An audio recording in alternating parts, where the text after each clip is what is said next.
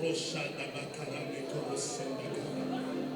Alekando koshiba boropresa glara sagada kasandaka. Aleboko sopi boropremika daka shandaka. Alekoso koro mirepre.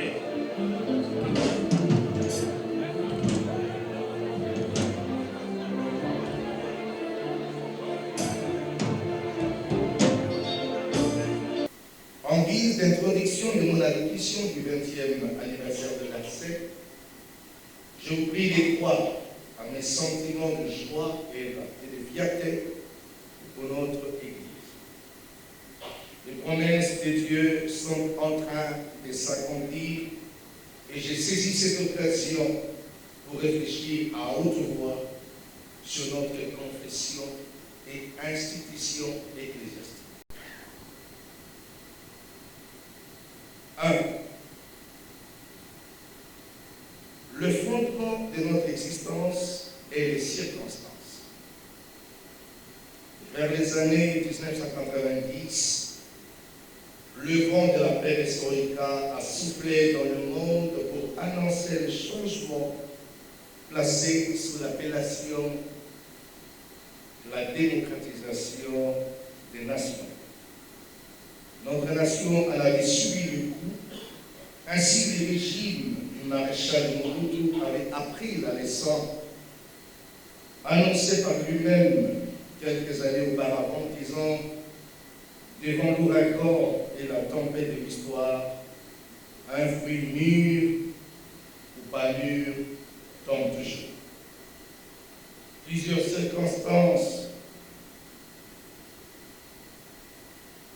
circonstances concordantes ont jeté la base de notre confession religieuse. D'abord, les confessions traditionnelles avaient entrepris la démystification du pouvoir dictatorial du monde, et particulièrement en Afrique, en incitant les croyants et les peuples de bonne foi à désobéir aux dirigeants politiques non légitimes. Ensuite, le pouvoir public s'était organisé à réprimer les manifestations de veille de conscience pour le soumettre à l'obéissance de l'autorité institutionnelle établie. Enfin, c'était la révolution civilo-militaire de libération. Dans notre nation, il s'était agi de l'AFDEL et Laurent Désiré Kabila appelé Mouzé pour dire l'ancien. C'était en effet un ancien opposant du mouvement populaire de la Révolution, parti unique dirigé par le feu Joseph Désiré Mobutu, devenu, au bénéfice du recours à l'authenticité des supérieurs Mobutu, Sese Seko, Kungwedu, Wazabanga, Maréchal Bouzzaï. La révolution, engagée par Laurent Désiré Kabila, avait pour objectif chasser Mobutu du pouvoir. En révolutionnaire averti, le groupe d'Abdel avait un alibi. Partout où ils arrivaient, ils s'étaient donné la mission de maîtriser et contrôler les entités de rebelles qui s'étaient révélées plus militantes et engagées dans le processus de la libération de notre nation à la suite de la révélation divine. C'est ainsi que nous étions obligés de nous aligner dans des confessions religieuses traditionnelles à défaut de disparaître. C'est alors que les artisans du réveil, se retrouvant dans la fable de Fontaine, les animaux dans la peste, recherchant la cause de la terreur qui le menaçait, découvrirent 3 maladies contre lesquelles il devait se protéger face aux obligations de la terre. Premièrement, quête du sens et du sacré. Notre appel, notre foi étant sacrée, nous ne pouvions en aucun cas accepter d'être versés dans une confession religieuse quelconque pour survivre à notre conviction et croyance chrétienne. Le faisant étant suicide spirituel collectif, il fallait y résister. Deuxièmement, l'inversion de la hiérarchie de valeurs. Agir selon les dictats de l'Abdel revenait à accepter des antivaleurs qui feraient de nous ennemis de la croix de Jésus-Christ et de la sainte doctrine par la révélation du Saint-Esprit. C'est ce qui nous éloignait ou qui nous éloignerait de la crainte de Dieu. Troisièmement, le rayonnement de notre identité. Nous nous identifions chrétiens nés de nouveau et nous avons l'obligation de le confirmer dans les aspects de notre vie. C'est cela le défi de notre identité en tant qu'Église du Réveil. Voilà les circonstances qui ont prévalu à la reconnaissance de l'Église du Réveil du Congo. Face autoproclamée en détenant un acte juridique dit aspect non confessionnel. Lors de la reconnaissance de notre qualité d'autorité interface et autorité de régulation, les conseils des ministres du 4 décembre 2009 siégeant et délibérant pour la troisième fois sur la question des accusations portées contre les églises dites de réveil qui pratiquaient la stigmatisation des enfants dits sorciers, la manipulation mentale, les tapages nocturnes, les comportements antisociaux et certaines d'entre ces églises, sans négliger la prolifération des églises dites de réveil et l'immoralité de certains pasteurs, les conseils des ministres à l'unanimité avaient réaffirmé notre compétence et nos compétences qui ne peuvent faire l'objet d'aucun débat même.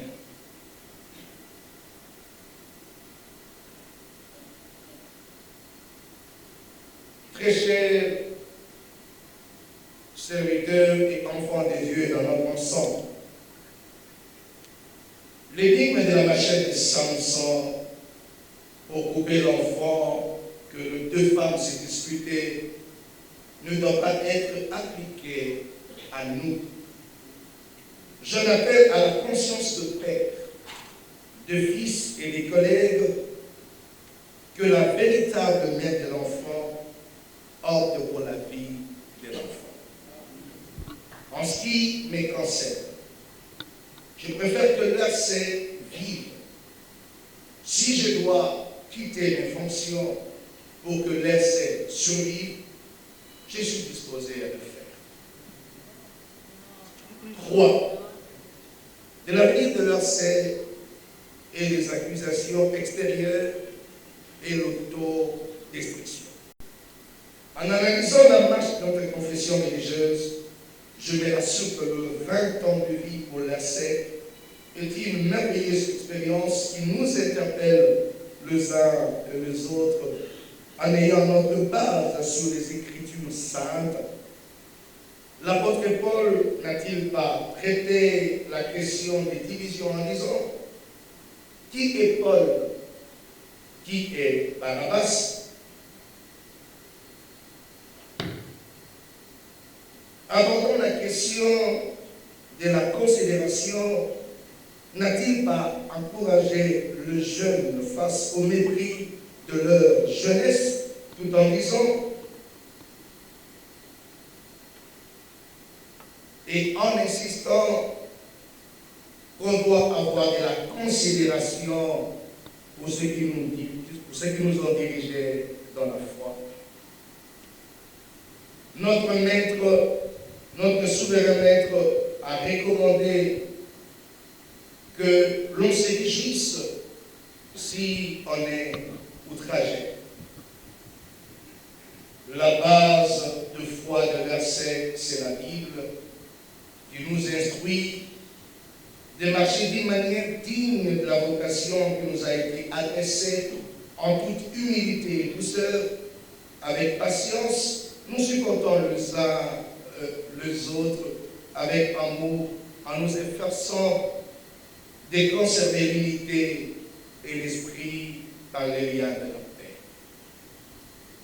Face au scandale que nous sommes acteurs sur les écrans des télévisions et des réseaux sociaux, je sollicite l'intelligence de ceux qui nous jugent sévèrement et je rassure le membre de notre confession religieuse que Jésus-Christ en nous, c'est l'espérance de la gloire.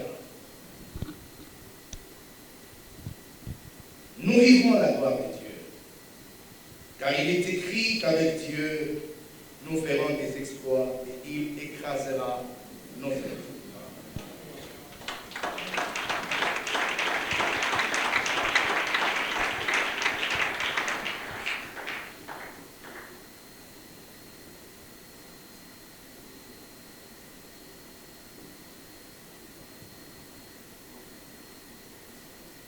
La RDC a accueilli il y a quelques jours le 266e pape depuis l'an 33 après Jésus-Christ.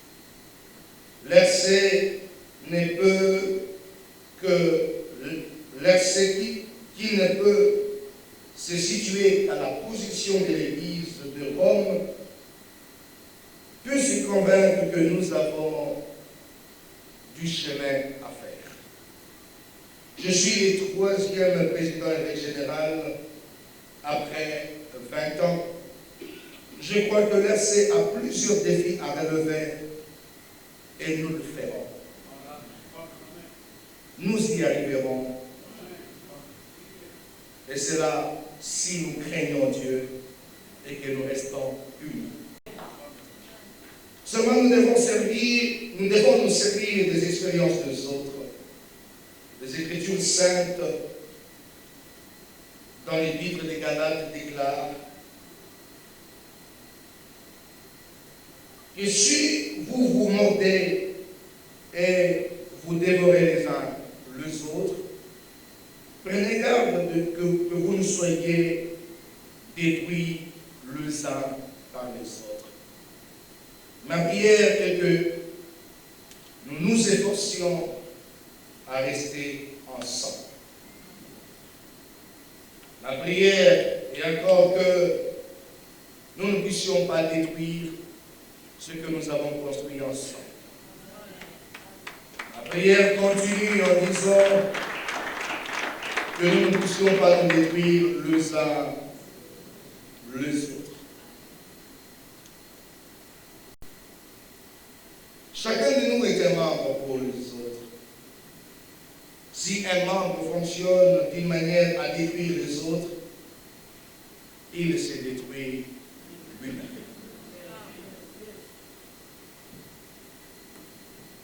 Puisse le Très-Haut nous donner à vivre ensemble et à consolider les liens de fraternité et à garantir l'avenir de notre institution. J'ai dit, je vous remercie. Nous avons trouvé dans cette allocution de 20 ans d'existence de l'Église du Réveil du Congo, il y a lieu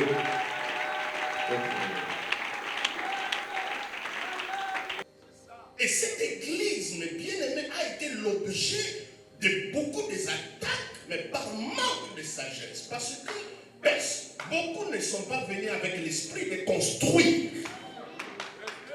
Même jusqu'à présent, c'est ce que nous sommes en train de vivre. Bien-aimés, je pouvais bien aller avec les autres amis qui sont de l'autre bord. Mais je suis un homme de conviction. Je vais bâtir. Je ne suis pas catholique, je ne suis pas protestant.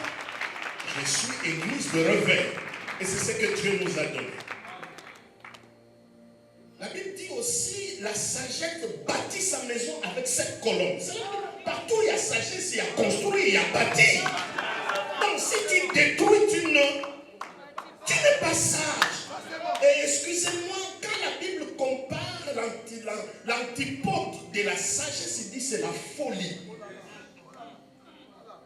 Moi, je pouvais être correct, je ne dis pas folie, mais la Bible est claire. Elle dit Osali Boma et Lema Penzoba. Donc, tout notre daté, la Bible le dit Osa Zoba. Pourquoi Osa Zoba, mais la col pastoral, pourquoi Osa Zoba, la chaînette Yamoune, pourquoi Osa Zoba, la titre Yakafumba, la Pessio.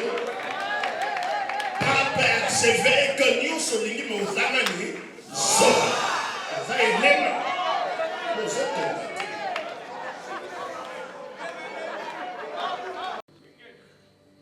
et il veut les prouver par des énigmes. Des choses qui sont énigmatiques, ce sont des choses difficiles à discerner. Et avec général, à votre poste, vous aurez parfois réglé des choses énigmatiques, où vous ne savez pas où se trouve le bien, où se trouve le mal, et parfois c'est délicat. Tu prends une décision, ça paraît impopulaire, mais ça existe la scène. Il dit, il avait une suite fort nombreuse et des chameaux portant des aromates, de l'or, de grandes quantités de pierres, de précieuses. Il s'est rendu auprès de Salomon et elle lui dit tout ce qu'il avait dans son cœur. Ici, classons ça vraiment dans un problème politique, une reine. Et quand nous parlons Éthiopie, donc il faut engrouper l'Inde, la Turquie, tout ça c'était l'Éthiopie à cette époque-là, à l'époque de la Bible. Donc elle était riche, elle était forte, mais elle a entendu la renommée de Salomon, pas par rapport à sa richesse, mais à sa sagesse. Elle vient avec des questions énigmatiques qu'elle ne pouvait pas résoudre dans son cabinet, dans son pays, et il va. Et bien aimé, c'est vrai, ils viendront vers nous. Vous avez vu, avec tout ce qui se passe, ils viendront vers nous pour avoir la sagesse, parce que l'Église, c'est la colonne de la sagesse et de la vérité. Il dit, et écoutez verset 2, il dit, Salomon répondit à toutes ces questions. Ça veut dire une personne sage, pour lui, il n'y a pas un problème insoluble et il n'y a pas une question sans réponse. Quand tu es sage, il a répondu à toutes les questions diplomatiques, économiques, sécurité, et il a apporté la sagesse à la femme. Et la Bible dit, il n'y a rien que Salomon ne sut lui expliquer. La sagesse. La sagesse, c'est quelque chose d'abstrait, mais quand il se manifeste, elle peut se matérialiser. Elle vit. La sagesse, ça se voit. Quand quelqu'un est sage, on peut le voir qu'il est sage. Alors, il dit, il vit la sagesse de Salomon, mais cette sagesse, il a vu ça par quoi? La Bible donne la première indication. Regardez, je vous ai dit, partout on parle de la sagesse et à construire. La première des choses, cher pasteur, révérend, archevêque, et que sais-je encore, ou évêque, la première chose qui a frappé cette femme politique qui vient de loin, c'était, la Bible dit, la maison qu'il avait bâtie. Voyez?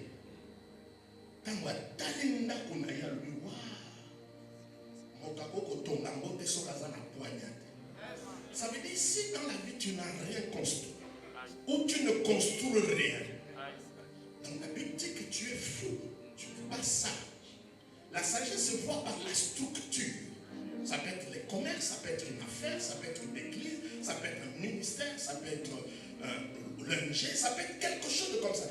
Bien aimé, cette église, ce qu'il est aujourd'hui et demain, ça sera encore mieux que ça. Si nous décidons de le bâtir. La première chose qu'il a frappé, c'est la maison. Deuxième chose, le mec qui était sur sa table. Dites-vous que la reine de Séba n'est pas pauvre. Ça veut dire, dans sa table, il ne manquait pas la nourriture. Elle mangeait aussi. Mais qu'est-ce que fait que par le mec qui était sur la table de Salomon, la femme a décelé qu'il y avait la sagesse? C'est parce que la provision était ininterrompue. regardez de l'église de réveil, il y a eu beaucoup d'interruptions. Vous montez un peu, vous baissez un peu. 10 pas en avant, 40 pas en arrière. Que de réunions, que de ceci ou de cela, que de cœur de positionnement, de pouvoir. Tout ça, mes bien-aimés, c'est toujours aux abords des élections. Toujours. Parce qu'on n'a pas l'esprit. Quand dans la vie, aujourd'hui tu as 1000 $, demain tu as 10 000 $, après demain tu as 0 $, ça montre que tu n'es pas sage.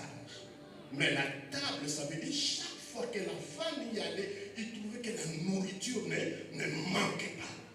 Donc il était étonné de voir ça, que cette table-là était toujours garnie, la nourriture ne manquait pas. Il dit, mais quelle sagesse, pas seulement à la maison. Mais deuxièmement, le mec qui ne manquait pas, et je peux continuer, je n'ai plus assez de temps, mais simplement la dernière chose qui a frappé mes bien-aimés, lorsque cette femme, Salomon, je ne sais pas, elle a amené à l'offrande du soir, la femme a condition qu'une maman devienne une mère. Demandons la sagesse à Dieu. Et l'évêque va nous bénir, l'évêque général, pour répondre la sagesse en nous. La Bible dit Jésus c'est notre sagesse, qu'aucune question dans sa vie soit sans réponse. Vous avez des énigmes dans votre vie, tu prêches bien mais l'église ne va pas bien. C'est inmadique. Tu es une bonne personne, tu es une bonne femme, mais tu es dans un mauvais mariage. C'est inmatique, mes bien-aimés, tu as l'onction, tu guéris les enfants d'autres, mais ton propre enfant, tu ne peux pas les guérir. Tu es gynécologue, tu donnes des enfants, mais ta femme est stérile. Des questions comme ça, mais je prie Dieu que dans ta vie, il ne puisse plus avoir des questions sans réponse. Allons-y, mes bien-aimés, lèvons nos voix plus haut que ça. Dis simplement au Seigneur de t'accorder la sagesse. Dis ensemble avec moi, Père. Est-ce que nous pouvons le dire à haute voix, Père? Est-ce que nous pouvons encore élever nos voix pour que Dieu nous entende? Il dit, si quelqu'un manque de la sagesse, il savait qu'il y a un manque de sagesse, qu'il le demande à Dieu qui donne. La Bible dit que tu ne puisses pas douter. Quand tu sortiras de cet endroit, la sagesse de Dieu te sera imprégnée. Dis ensemble avec moi, Père, au nom de Jésus, accorde-moi la sagesse. Au nom de Jésus, que ma vie soit caractérisée de sagesse. Père, au nom de Jésus, que mes décisions soient caractérisées de sagesse. Père, au nom de Jésus, que mes choix soient caractérisés de sagesse. Père, je te demande au nom, ma position de pasteur, d'homme de Dieu, que je puisse l'exercer avec sagesse. Père, donne la sagesse à notre leader, l'évêque général, que la sagesse les caractérise, afin de bâtir une église triomphante, une église forte, au nom de Jésus. Accorde la sagesse à notre chef d'État dans ce problème énigmatique de l'Est, Seigneur, qu'à ce moment précis, là où s'éprouve, tournons vers le mont Galema et lève nos mains. C'est là où habite le président. Tourne tes mains à la direction du mont Galema. Notre président. Rochada Bakara Mekorosendaka. Alekando Koshibaboro Presta Clara Sagada Kasandaka. Aleboko Sopi Boro Premika Daka Shandaka.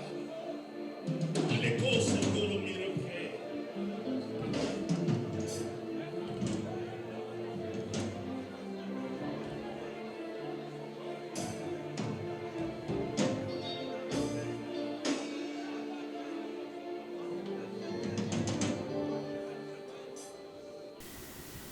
Et l'ERC, en tant qu'aspect confessionnel, il a reçu la personnalité juridique le 6 février 2017. 2003. Mais en tant qu'aspect confessionnel, nous n'avions aucun pouvoir sur tout ce que nous sommes en train de faire. Mais nos textes disaient d'une manière claire que nous sommes une institution. C'est nous-mêmes qui avons voulu être institution, mais personne ne nous avait donné la possibilité d'être institution. Nous-mêmes, en concevant le texte, nous avons dit institution ecclésiastique. Et nous le proclamions partout. C'était notre vision. Maintenant, on nous opposait quelque chose. Notre personnalité juridique de l'ERC n'était pas différente de ma personnalité juridique. Elle n'était pas différente de la personnalité juridique de Dr Capital. Elle n'était pas différente de la personnalité juridique de tout le monde. C'était une même personnalité juridique. Nous avons une différence. Je veux que vous puissiez noter, là maintenant, je ne fais pas l'historique de l'Église de Rebelle, je vous donne l'histoire de l'Église de Rebelle. Sur le plan technique, la manière que vous pouvez la raconter devant tout le monde. Ça veut dire, l'Église du Réveil, j'entends aujourd'hui des gens qui disent que moi je suis membre effectif. Non. L'Église du Réveil, dont nous sommes fondateurs, n'a que 14 personnes qui sont à titre individuel membres effectifs et tout le reste ne sont pas individus. Ce sont des entités. C'est soit plateforme, soit communauté, soit église, soit ministère. Donc dans l'église du réveil, institution, 14 personnes sont membres effectifs à titre individuel, ce qu'on appelait les fondateurs initiaux, et tous les autres sont entités. C'est pourquoi, par Oyo Baza se réclamer, un membre effectif en tant qu'individu, vous êtes contre l'église du réveil. Pourquoi? Parce que s'il faut convoquer ce qu'on appelle la session extraordinaire du Conseil ecclésiastique national, vous avez l'habitude de parler de l'Assemblée générale, sachez très bien que vous ne la convoquerez jamais parce que vous n'aurez jamais le quorum. Parce qu'en termes d'assemblée, pour que vous puissiez tenir l'assemblée, vous devez avoir le quorum. Ça veut dire la moitié plus 1, la majorité. Et si ça rate, vous allez convoquer une session extraordinaire. À ce moment-là, vous pouvez siéger même si le quorum n'est pas atteint. Donc, le terme assemblée qu'on utilise dans l'église du réveil, c'est un terme qui crée des problèmes. Pourquoi? Parce qu'en termes d'association, quand on vient à l'assemblée, tout le pouvoir tombe. L'église du Christ, donc c'est le Christ qui a donné naissance à l'église. Vous ne devez pas vous comparer à l'ECC. L'ECC, c'est une fabrication du pouvoir, mais l'ECC n'est pas né ici. L'ECC a plusieurs chefs, plusieurs représentants légaux. Le président national de l'ECC, c'est quelqu'un qui est désigné. Au début, l'église du réveil ne faisait pas les élections. Il faut bien que vous puissiez les retenir, parce qu'il y a des gens qui peuvent raconter les choses, parce qu'ils ont besoin de diviser l'institution. Au début, nous asseyons, on dit, vous qui êtes en train de nous diriger, est-ce que vous allez continuer encore? Qu'est-ce que vous avez fait? Est-ce que vous avez encore un projet? Nous discutons, nous voyons les erreurs, on dit, on vous donne la possibilité de continuer. Tout le monde a dit que moi je me tenais par les textes, je faisais ceci pour qu'Albert Kankenza, l'archevêque, reste éternellement au pouvoir. Non, nous avions écrit des textes avec la disposition d'une certaine pérennité, d'un temps plus long pour donner la possibilité à l'institution, à notre confession de durer.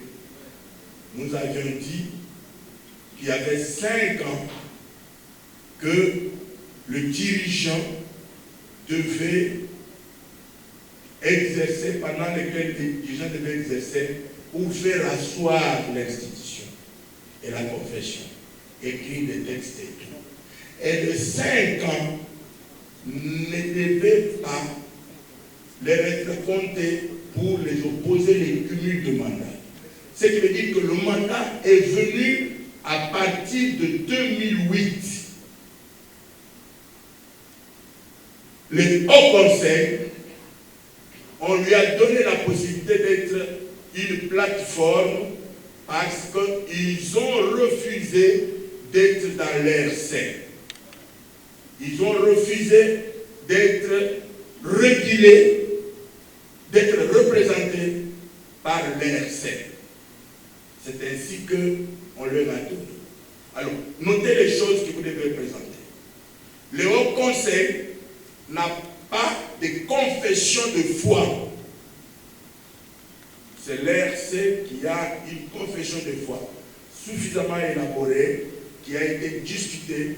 Dans une réunion, nous sommes allés avec Matundu, Tamamou Pepe et moi, et nous avons eu à affronter le président de Senko. Le président de Senko s'appelait à ce moment-là le cardinal Mossen. Non, Mossen. Babandaki église yango tozo kanisa surtout archevêque Kankenza pourtant wana toyebaki te kozala ndenge nini na ye na komeka pe kotambola à l'église ndenge tokomi lelo pe basusu apôtre Léopold, général Soni, bishop Mwanza pe otoko kotanga kombo liste nangeza ya sukate. Donc tosengi bango merci aussi. Merci d'abord Nanzambe pe na ba autorité oyo basali que tous à l'église moko pas minimisé, tous à la considérer comme église, loco avec église nyos. Pas église na biso parce qu'il s'agit d'abord de l'église. Et comme une église moko solide et panzani na mokili mobimba, le message na biso est à côté de mesika nyonso. Et aujourd'hui, tous à s'organiser pe l'État aza ko compter beaucoup sur l'église na biso na koki komona que makambo eza mingi nzambe asali otoko pesa eloko tenga nazali parmi ba responsables te wana motuna otuna ba bazokamba. Je vais d'abord préciser dans la catégorie de fondateurs, il y a 2 catégories. Il y a des fondateurs initiaux et des fondateurs qui sont cooptés. Donc les fondateurs cooptés sont ceux qui ont installé l'église réveil dans toutes les provinces et ceux qui ont exercé les premières fonctions pour faire asseoir l'église réveil. Moi, je suis parmi le fondateur initiaux. Et non seulement fondateur, mais c'est moi l'auteur de texte. Le texte du statut de l'église du réveil, de l'interface, du protocole d'accord, tout le texte structurel, c'est moi qui en suis fondateur. Aujourd'hui, 20 ans après, je pense que comme les gens ne veulent pas en parler, moi-même j'en parle. Fondateur, c'est-à-dire écrivain de ce texte-là. Alors, 20 ans après, je dis ça ne représente rien. Ça ne représente rien. Pourquoi? Parce que les autres églises ont plusieurs siècles.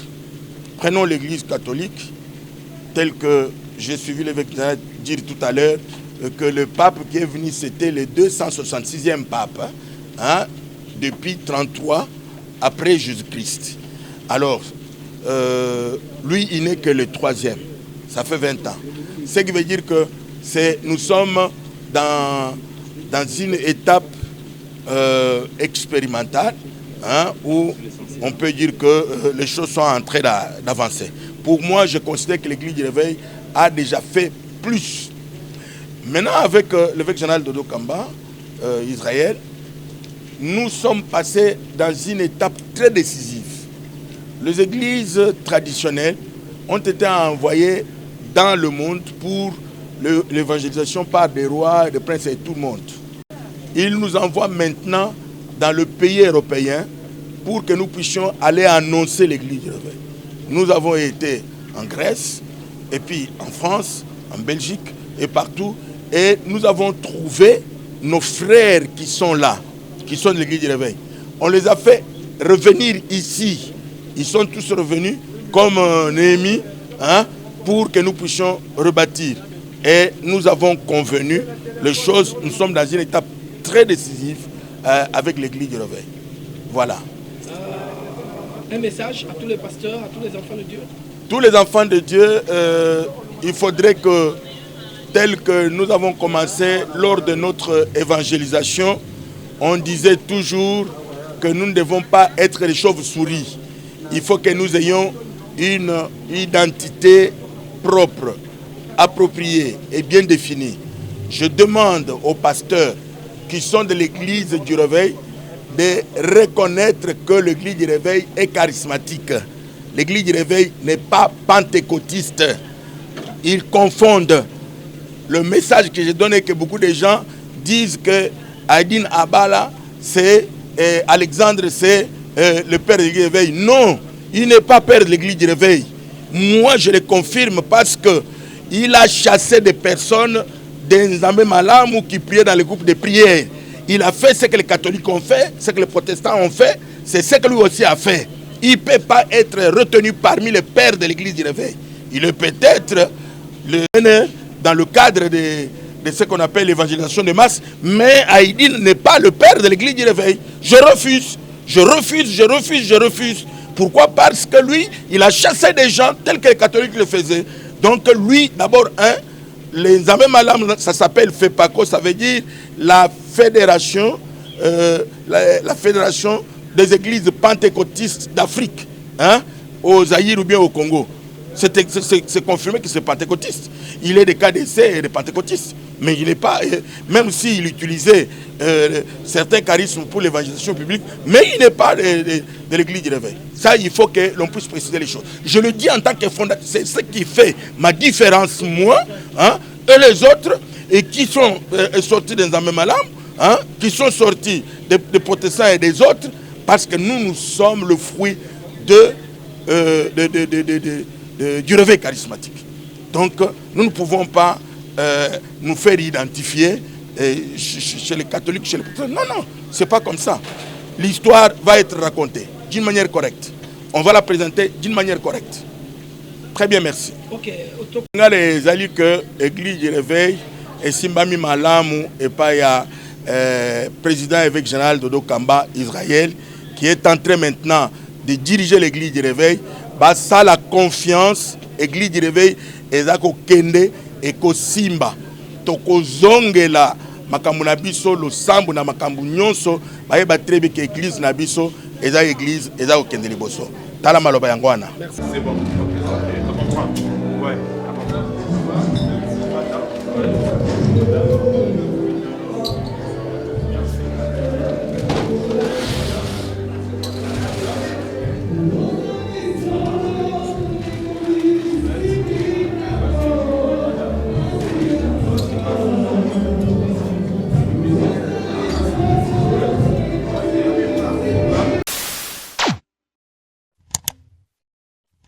Africa cool, et abena cool, ouais. Africa cool, abena cool, le quoi cool matopi.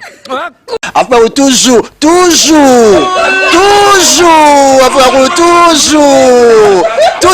après c'est bon.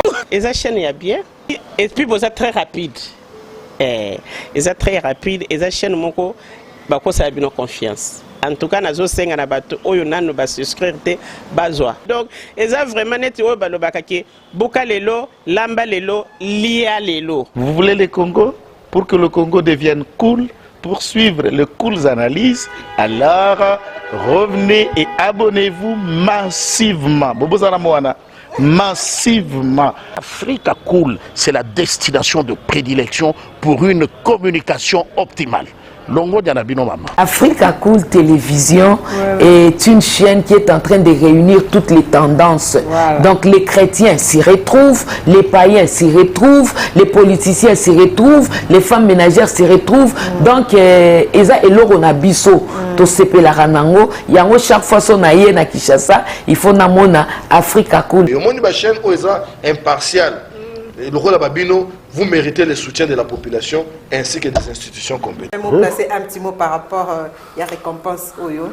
Ah, je félicite très sincèrement Africa Cool. Voilà. Je n'avais pas opéré le mauvais choix. Voilà. J'avais recommandé, je me rappelle que je disais que c'était une destination de prédilection pour une communication optimale d'excellence. Voilà. Nazanga Mogote Tala, YouTube Yemoko à reconnaître que Naponaki Mabete. Au moins, il choix to salaka, ba réflexion to salaka. Tikalaka abonné à Africa Cool.